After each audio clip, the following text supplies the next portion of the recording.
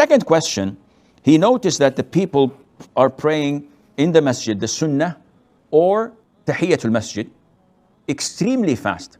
If they are praying extremely fast, then what they're doing is totally wrong. Why? Because there are pillars of salat, and we all have to know these pillars. We have to learn them. And there are obligatory acts in salat, and there are voluntary acts in salat. We have to know the three categories, so we know when our prayer is valid or invalid. We know when we have to prostrate for forgetfulness or we don't, etc. Among the pillars of the salat, which was mentioned in the hadith known as al-musi' salatih, the one who does not know how to pray, who came 3 times to the masjid, prayed 2 rak'ahs, came to the Prophet ﷺ, gave salam. The Prophet replied the salam and said, go back and pray because you did not pray. So the man went again and prayed 2 rak'ahs and came, gave salam. The Prophet again replied to his salam and told him, go and pray, you did not pray. The 3rd time, the man said, O Prophet of Allah, teach me. I don't know how to pray other than what you had seen.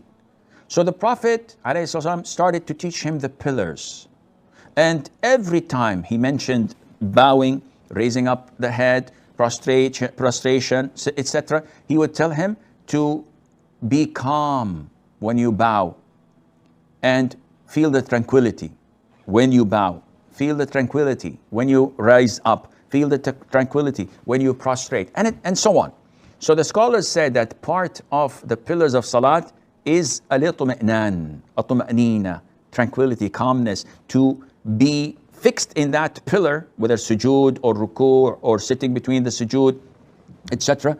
To be fixed in the sense that you don't do like a chicken when it eats from the ground. You take your time, you prostrate, you bow, and this is known as tuma'nina.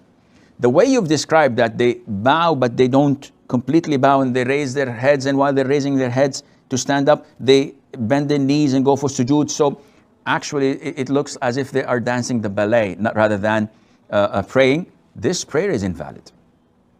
And I've seen a lot of the people in the subcontinent, unfortunately, do this way of praying.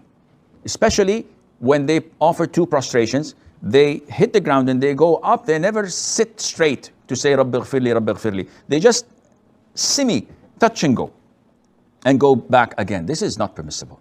And this renders the prayer invalid, because anyone who would look at them, they say they are not praying.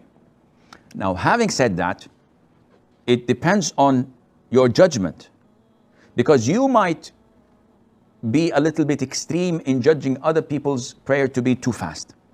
So again, your judgment has to be measured to see whether the prayer of these people you're criticizing is valid or not, whether they're doing their due diligence and they're fulfilling the conditions and the pillars and to what is needed or not. Then we can judge this, and Allah Azza wa Jalla knows best.